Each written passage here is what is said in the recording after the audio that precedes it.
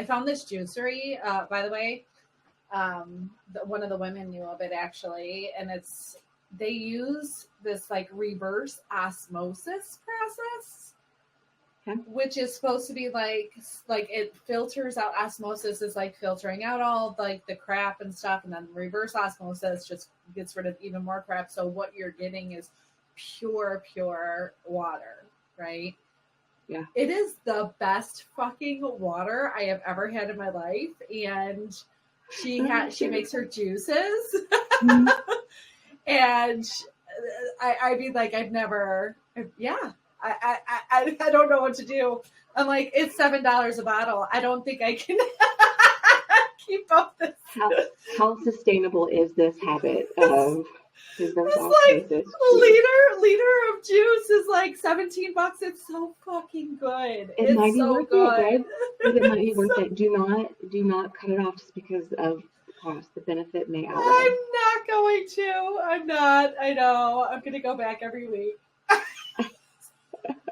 Oh my gosh! Maybe that's what I'll do with my Tuesday mornings. Maybe they have a farmer's market Tuesday mornings. There's so much possibility and potential, and I think like kind of introing us into this conversation. You and I have been talking for God. So I'm just wondering, did that throw you for a loop, or had you ever had that thought before? Of just like, what are we doing? Should we end? Like, what's going on here? I can't say that it threw me for a loop.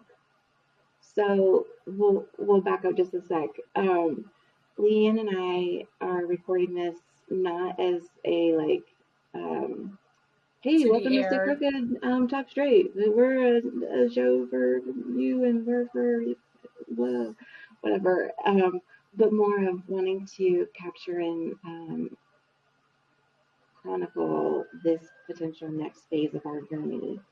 And so Leanne and I, per usual, we get in our Tuesday morning recording sesh, and we do our little bit of updates on what's going on with the family and our businesses and whatnot. And she posed the question this morning of kind of, hey, like, I think we should, what do you think about having a conversation about the trajectory and the, what's the word? What are we doing, basically? Like, what are we doing here? Kind of like defining the relationship, like when you're in the phase of the relationship, we're like, what is it that we're doing? Like, what's the goal here? Are we like long term? Are we like and we've been doing this for 2 years and some change, and the thought of, so my gut reaction was, oh, okay, like it wasn't shock. It wasn't, there wasn't an emotion of, I think I said this to you, like there wasn't a reactivity. There was more just like an awareness of like, all right, like, yeah, like if either one of us, and this is the way like relationships should work, either one of us is feeling any type of way about what we're doing and it's not fitting what our goals are or what our higher calling is, then we should be evaluating and reevaluating what we're doing all the time, right? Like, is this still working? Because that for me has always been like the crux of becoming stuck. I would not evaluate whether something was working for me or not for, I don't know, decades. Right? Like, and I mentioned this, like, I tend to be more of the complacent, what did I say? I can be content, which turns into complacency, which turns into feeling stuck, which turns into resentment, which turns into, right? It all starts from a very benign place of like, I'm content. And you, because of you're a projector, we talk about this in human design terms, you're a projector, I'm a generator. You your way of moving through the world is supposed to look different from the way that I move through the world. And so there's no right or wrong, good or bad. There's no judgment here. It's just kind of being really honest with ourselves about, okay, does this podcast, Sit Crooked, Talk Straight, this passion project, this labor of love, this time of connection with each other, but also with other women and men, maybe it's come full circle and maybe it's done what it was meant to do, right? And so like my first thought was like, oh, we could talk about, because I always go like, well, how can we translate that to like an episode? Oh, we could talk about like what this process feels like, because lots of people go through the transition of deciding when something is no longer a fit or when it's time to say goodbye. And does it always come with the grieving process, which is interesting because we talked about grieving processes before. And so this is just an opportunity for us to kind of capture the behind the scenes in a sense of like, okay, because one of my questions for you earlier was like, does this fit with your long-term kind of vision? And I'm like, well, I'm taking, after June, like I'm taking the month of July and really just kind of getting refocused. And that was really encouraging for me and a good reminder of being intentional about carving out that time. The time comes and then I usually squander it, as evidenced by what I shared with you, what I did yesterday. I had a whole day. I didn't do shit. Now, one would say, maybe you needed that, Katie, or somebody else might say, what a lost opportunity, Katie. and maybe it was. But that's for you to identify. That's for me, and I'm going to play the Chinese farmer and say, maybe it was a waste of the day, or maybe it was a missed opportunity, or maybe it was exactly what I needed, and I'm not going to judge it. I mean, what else is coming up for you? Yeah. Well, it's interesting because as I'm like reflecting on all this, this has been a season of transition for me for sure. I'm reflecting and I'm reevaluating on a lot of what I've done. I told you, I think the last time we met, I told you, I'm like, I stopped going to the cycling gym. Like and that has been part of my life for 2 years, every single morning. So I just feel like I'm at this place in my life where, it's 4 years in my business, amazing growth. And I mean, this just holds to be true as like a true visionary. It's like we were talking, you're like, well, I go through this complacency and then until I get stuck and stagnant and then I'll know, and then I'll have a fire. And then, and that's where I feel like I'm at right now, where it's just like, okay, like I know that there's something bigger and more, and there's been so many different things that I want to add into my business and my life. And it doesn't matter if it's, if I was working for corporate or, well, there is a big difference, but because I can control and I can do what I want in my business, but there's still, it's embracing the visionary and always learning and always wanting to expand part of me, where there's also conflict too. It's like, can't you just be happy with what you have? Or, like, why do you always want more? I'm like, because there's always more, right? Like and I'm super fucking jazzed about what I have right now. Right. And I just know that there's this inner pull for something different. And I'm just sort of finding my way. So there's been a lot of transitions for me.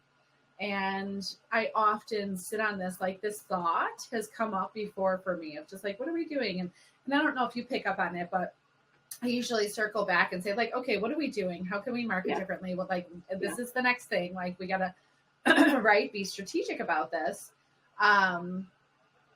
So I've had these thoughts, and that usually is my MO. It's like, I'll be sitting on something for 6 months, sort of contemplating it, feeling it, working through it, moving through it. And then it's like a decision.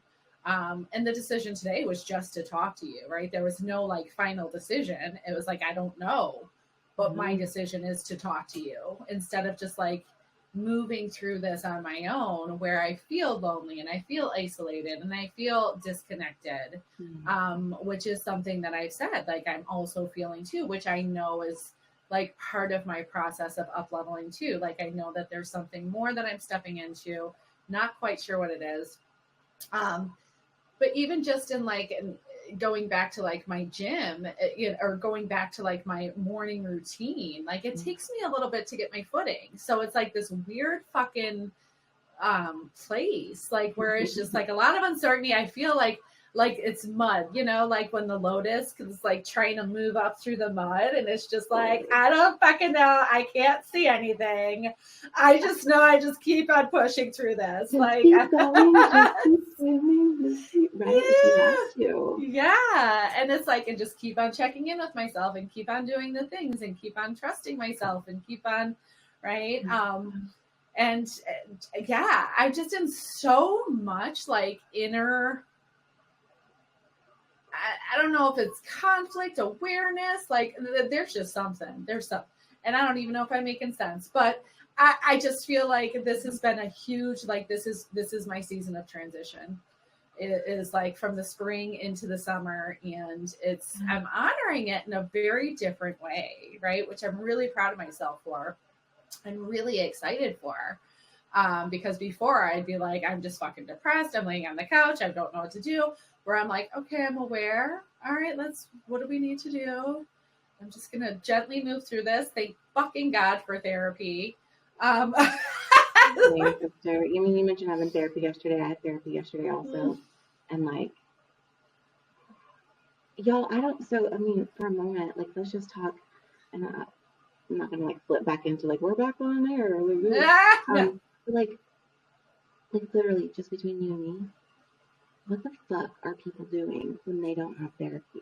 I don't There's know. A bunch of fucking crazy ass motherfuckers out there that are batshit crazy and think that they're doing okay. And that's like the scariest part, right? Because I can remember when I was either in a season of not going to therapy, or I was like, oh no, like everything's pretty like steady, stable, so I'll just kind of like lean off of it. And then it's like, I think that I'm okay. And then I wonder, does the rest of the world, are they able to see how not okay I am when I'm not in therapy? And then I think about, and then I can get a little judgy, because this is just like when I look at people and I'm like, oh my gosh, like therapy would do you so good. Like I want that for you. And then when they don't, I'm like, you're a fucking idiot. Well, and I think it's like it's just this like level of, I think it's a certain personality. I'm not sure. I don't know. I don't know the statistics of like who is more apt to go to, or like what characteristics or anything like that to therapy. But it's like I know that would be. But it's just like the ways of reflection, of self-reflection, and like how aware do we want to be? And yeah, I think that people are okay with different levels of just like awareness. And I think that like I was just thinking like, yeah, well, and I was thinking too of just like as visionaries is always learning, as like always, like we've always been very self-reflective, I would say, right? Like and I have to say, like my mom got me into therapy when I was younger. You know what I mean? So it was like, okay, like that was given the green light, and I don't know. So I don't know, but I do wonder. Like I think about my husband actually, and he's just, I don't need therapy. I read books. Like, so I'm trying to honor that, right? Because I know he's an avid reader, and he has a lot of time to read too, just like working away from home and, the drive out there every single week and stuff like that. So I'm like, okay.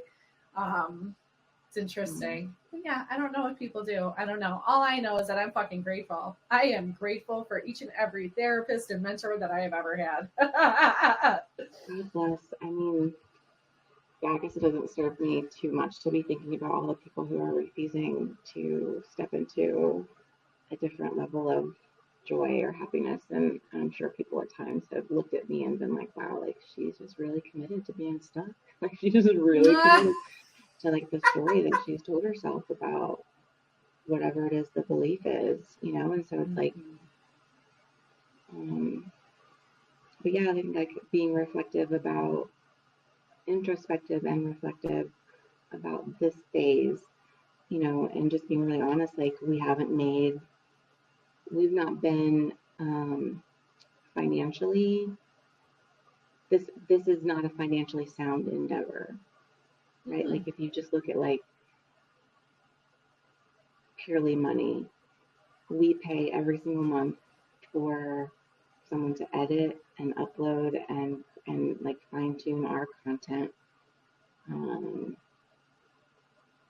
The return on that investment, I'm going to suspend judgment on what exactly I think the return should, air quotes, should be. My accountant would say, stop. Like, what are you like doing? This is not sustainable on a It's not financial a stream level. of revenue. It's not a stream of revenue. And I don't want to get like all pissy and be like, I know there are listeners out there who have been really enjoying our content, and I know that they could pony up like a subscription, right? Like, and it's not for me. This is where like I need to like step back on like what I think the return on the investment is going to be. This might have been purely to plant a whole lot of seeds for people, and if that, because we're therapists and coaches, and like this is what we do, is we invest in people. If that's what this was for, we may never see the fruits of our labor. Right. We may never. I mean, okay, so side note, patient from Talbot 12 years ago, I get an email from. And no shit, I'm like, tears. 12 years is what I had to wait to know that I had made a fucking difference. Yes. It's a long fucking time. to keep, I mean, I'm almost getting a little bit emotional about like just this process that I believe so fully in. Maybe that's why I get like really pissy and like, you're a fucking idiot for not taking advantage. Because I see when I get a little self-righteous, I'm like, I'm investing all this time and energy I'm crossing my fingers hoping that something landed, and I may or may not find out about it a decade later. And you motherfuckers are out there with all the access in the world, because we live in a world today where there are literally like no barriers. You can come up with all the bullshit that I can't afford it. Well, that's not true, because they have platforms and they have sliding scale fees and they have different places that you can go and get. Right? Like, there's just no more barriers. Access. Yeah. I can't drive. There's nobody in my area. Okay, great. Virtual. There's Zoom. Telehealth. Yeah. Right. Like there's just most everybody has a phone. Everybody's like, well, I don't have a computer. I don't have internet. Go to the fucking cafe library down the road. Right. Yeah, right. Library, whatever. We've done such a good job of removing all the barriers, and so like the access to it is just like, it feels offensive. And I think I don't know how this is related necessarily to our greater purpose or vision or mission, but I get grumpy, sassy, feisty, angry. I don't know exactly what the right word is, but I get some kind of way when people don't take the gift when it's offered to them. And I do this in real, like with like literal gifts too. Mm-hmm. When people do not receive gifts in the same way that I receive gifts, if you give me a gift, 1000% guarantee my reaction, whether it is what I have always wanted or whether I never even knew the thing existed, or whether I'm going to have the most excitement and energy and gratitude and smile on my face, and my body language will be, oh my gosh, receiving the gift, right? People who receive gifts and they're like, oh, thanks. I'm so offended by that, because my brain can't comprehend like where is your gratitude? Like, where is your, like, this person has given you something or something's been offered to you. And so I do that, and like, I do that around holidays and birthdays. If you're not a good gift receiver, I need to know ahead of time to like level my expectations. Jonathan, I may or may not be talking to you. I'm just kidding. I knew from the beginning that he was not a good gift receiver. But so I don't know what I'm talking about other than I don't want to judge people who are not capable or able to receive the gift. And when the gift maybe is not a gift until it's a gift. And I don't get to decide, right? I don't get to decide that when I planted the seed that it was going to become, whether it was a weed and it was going to grow and take root really fast and like really produce something that was visible, but maybe not like exactly what we wanted, or is it an oak tree that's going to take a hot minute before we see anything that's like truly resembling what we wanted the gift to. So I don't know. And then that brings me full circle back to this podcast of like, is this what we, I guess I want to be able to walk away if we decide to call it. If we decide to say, okay, the form of Fit for Good Talk Straight that it is in today is that we are moving away from that. I want to be able to say, like, we did what we set out to do. Mm-hmm. We achieved what we desired to achieve. Financially, that ain't gonna happen. Yeah, and well, let's not put that out there. We don't know what can happen in 6 months. And right, remember, we started this not as a financial gain, knowing that it was not going to be, right? Like, that was not the goal. The goal was to get together and talk about what we identify as important, topics, and to be vulnerable, and to let people know that, to let women specifically know that they're not alone in this journey, to let people know that there's change happening and we are part of that change, and that there's support out there, and that they have, regardless of where they are, they have a safe place to land. And, when I reflect back on that, I say, yeah, there is a return of investment immediate. Absolutely. Right? Yeah, like, I feel that. I agree. So, of course, like the business part, of just like, well, where are we going? And it's interesting because I think I leaned on that as I was going through this process of like, what do we do? Yes, like, I am a business, we both have our businesses. Mm-hmm. And knowing that was never really the priority, I questioned, like, did I lean on that? Were those my moments where I was like, what are we doing here? Mm-hmm. Rather, and like, how are we going to create this into a stream of revenue? Because we're supposed to be, these smart business owners, and everything needs to be a stream of revenue, or like, how are we doing XYZ? Mm-hmm. While I was going through this process of like, what are we doing here? Well, and that connects for me back to what my worth and value is if I'm not producing financial rewards. Like, if there's not a financial, if I can't point to something financially, is it worth it? Does that hold value? And that's been like a money mindset thing for me for 41 years, right? Like, of just trying not to attach the two. But still having like focus and being driven. And that's a challenge. I mean, that's an internal challenge for me, of even right now as we talk about it, of like, this was never meant to be our main source of income, but are either of us attaching the value of this podcast to the amount of money that has come in? Mm-hmm. And I think if we equate that, we miss the mark big time. Yeah. On like value. Absolutely. I don't think that's where the value is.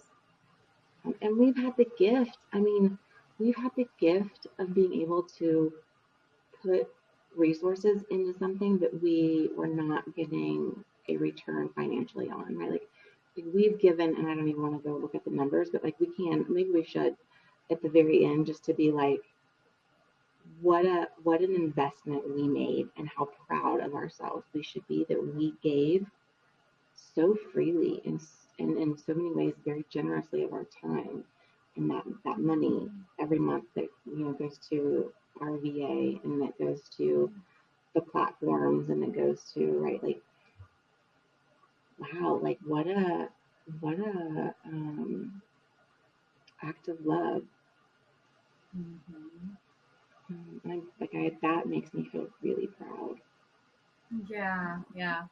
It's really cool. We've been talking about this. Are you tearing up? Yeah. Aww. I'm proud of what we've done. Like, I'm proud of like the content that we've come up with. And even though there have been times where it's been like, gosh, what are we gonna talk about now? And like I'm proud of us. Yeah. That we did this, that we figured it out, and like how many other women can do that, and inspiring others too.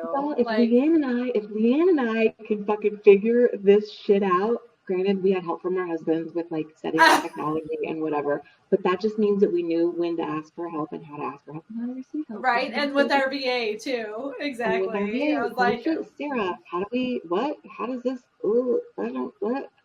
But we did it. Like we did it. If we can do it, fucking y'all can do anything. But this, I mean, really looking at though the impact, this is something that has come up in my group so frequently lately, is this, and I'm, mentioned like the internal struggle, the internal conflict. I won't say struggle, but this internal conflict of like being a coach and seeing coaches and seeing how, people are presenting and stuff like that. And like how it's all like 10 times your revenue, 10 times this, 10 times that. But for what? Like, I feel, we feel like we're getting lost in this where, it's so sales driven. And again, I fucking get it because it's a business, right? I do get it. And are we fucking missing the mark in humanity?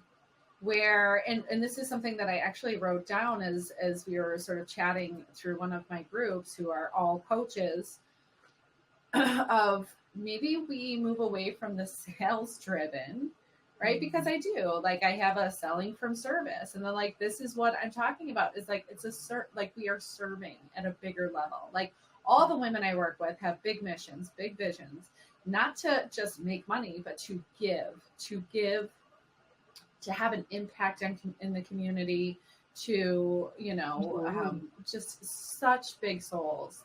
But maybe moving away from sales driven to impact driven, right? Of what is my impact on the world? How do I want to leave an impact on this world? And when we do that, and you can go back to so many of the latent greats with like manifestation and Wayne Dyer and Bob Proctor and I can't remember her name, but they said, when you're Louise Hayes, right? When you are serving Marianne Williams, like when you're serving other people, money does flow to you. Like, but you're doing it from a different perspective and a different heart, right? It's not to buy the yacht. It's not to, those things will come. You can fucking buy a yacht if you want to, but like, that is not the goal. The goal is the impact. And that's when I think about our, the podcast and everything that I do, bringing it back home, because I do feel like we can easily get lost, in the craziness and think that like this is the norm, when it's like, no, let me get out of this. And I mean, shit, I can go on and on about talking about this, of just trying to find your way, truly being a trailblazer and doing it differently, and knowing that we can be successful in all areas by doing it differently, by being impact driven rather than sales driven. Gosh, that makes me, I have so many questions about that, because it's like, because of my business mind, and how do you measure impact? you know, like I can measure sales, I can measure income, I can measure clicks, I can measure, but like, and then I go back like that saying of like you can't manage what you can't measure, and like making sure like everything's measurable. And but then that does that fall back into the old trap of like, is that really what we're about? Right. I don't know. I like the space to like talk about it and not be like I don't have any fears or worries about wherever we're gonna land because I trust, like I 1000% trust you and our process. That like whatever is gonna happen is gonna be what is supposed to happen, right? And that's why I said like if either of us are feeling like at any point like this isn't where we feel it should be, or this is not in alignment with a greater vision or purpose, then we have to evaluate. We have to. We can't. I mean, we could just like keep recording for decades to come, but like again, that doesn't fit the. Then we're not in alignment. Then we're not reaching people. We're not right. Like it doesn't fit, and so and this will probably be for future conversations, but it's kind of like what is going to come up after we, you know, what's going to come up tomorrow or this afternoon, Right, right. Up, like, or when we hit end here, right? Like and it's like, is there a natural grieving process? I'm sure there will be on some level, but I also don't believe that the grieving process has to mean that there's been like a death of something, but rather a metamorphosis. And some would argue any metamorphosis is a death. Is a death, yeah. And to not be afraid of that. Yes. For me, it's not to resist it. I can hear that language and be like, well, okay, then we need to avoid it at all costs. So in order to avoid the death, we must put this podcast on fucking life support until the last dying breath and like make it. And that's what I've done in other areas of my life, in jobs, in relationships, in situations. I've just been like, no, put this bitch on life support so that we do not have to go lost. When in actuality, it was more painful to just drag it on. Right. And to just allow the natural process to happen. Yeah. Yeah. Interesting. So is there going to be grieving? Is there going to be celebration? Is there going to be joy? Is there going to be sorrow? Probably. And I think that we can embrace it all. Like, what a cool thing that we get to experience being, you know, spiritual beings having this human experience right now. A full circle when you talked about like the seasons of like coming from spring into summer and really like being intentional about your seasonality and what's growing and the fruits of right like this time.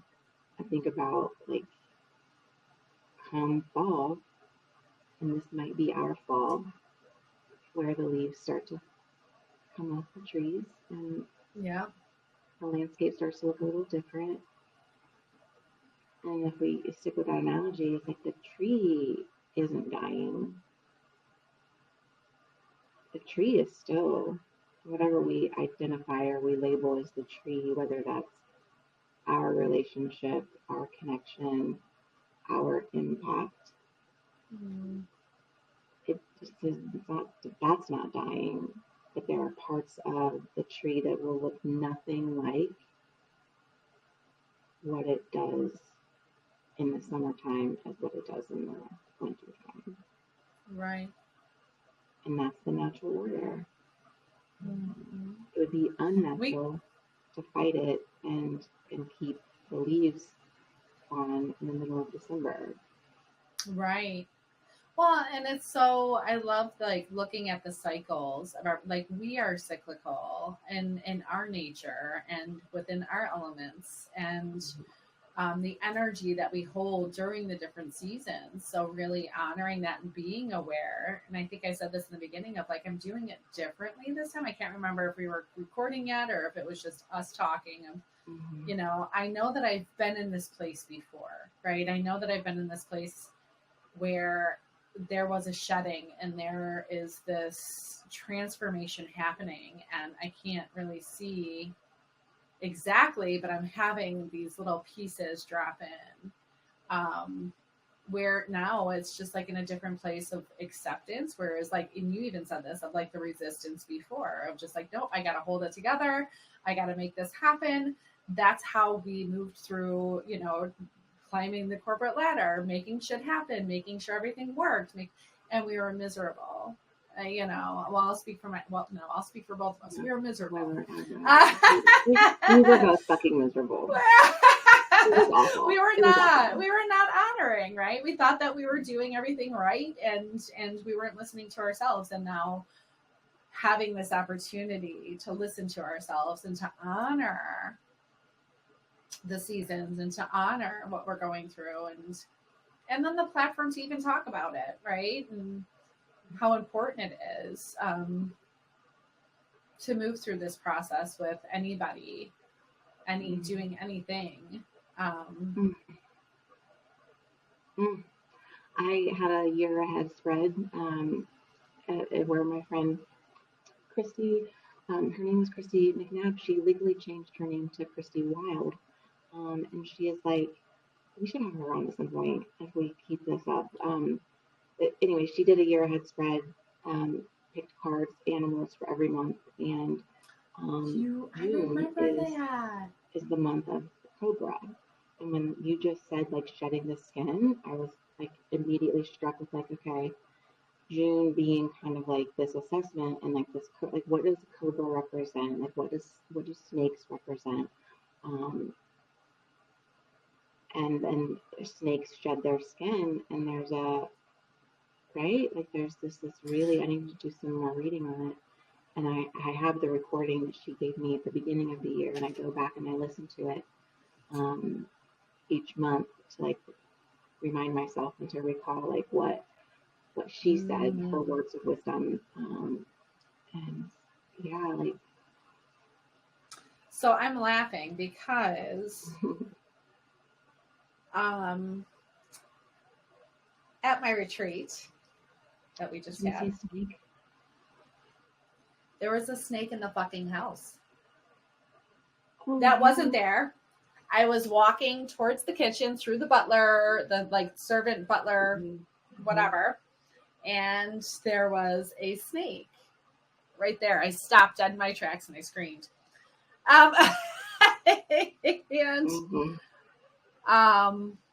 What it says, and of course, like being the retreat that I had, you know, we all had our own oracle decks. We had our, you know, this one book that actually is all about like animal spirits and all of that. So we opened it up to, we saw an eagle, a bald eagle sat down outside of a tree while we were doing some of our Kundalini energy work, and just chilled there for like, it seemed like 5 minutes, I think. And then we saw the snake. And then the women were doing some more, like in the mornings, I gave them each their own kriyas based upon their energy. And they, two of them were doing it in the morning, and the 2 deer came up. And they didn't know that they were doing it at the same time. They're like, they ran out. They're like, did you see the deer? They're like, yeah, I was just doing my kriya. Like, oh my God, me too. It was really wild. It was really wild. So with the snake, it says, when to work with me. Keeps on messing up. When you are ready to let go of what no longer serves you, when you want to set yourself free, when you are ready to awaken your true spiritual life force from within, when you want to align your divine, sexual, and creative powers. Energy medicine, I am here to assist you in shedding your old skin. It is time to transmute and to be reborn. That's what I feel like is happening right now. It's like, I'm just like in this like womb process of just like becoming. I evoke sensuality, sexual energy, fertility. My medicine makes you feel alive. If you are feeling my call, your creative forces are awakening. What creation are you ready to give birth to?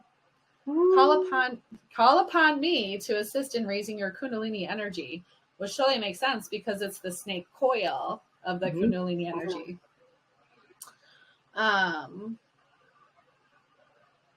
The life force that leads to spiritual awakening. I help you clear each chakra so that you can connect to the spiritual plane. I can teach you how to see into your heart, into the heart of others. Work with me to reveal sacred truths. When I appear, pay closer attention to the guidance and whispers of your higher self. I am also a sign that your intuition is strengthening. It goes on and on and on. It's like power practice and stuff like that. So that's what the snake means. Oh my gosh, I didn't know you had snake for June. June is Cobra. I think. Oh my gosh. I think next month is Eagle, which is interesting in reference to Eagle. I have to look. I know Eagle's coming up though.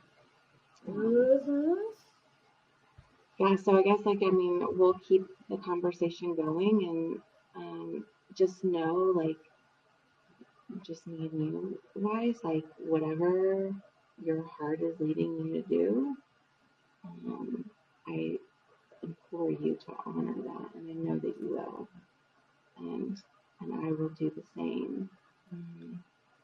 Yes. Yeah, this is. Let's see what comes of these next months of kind of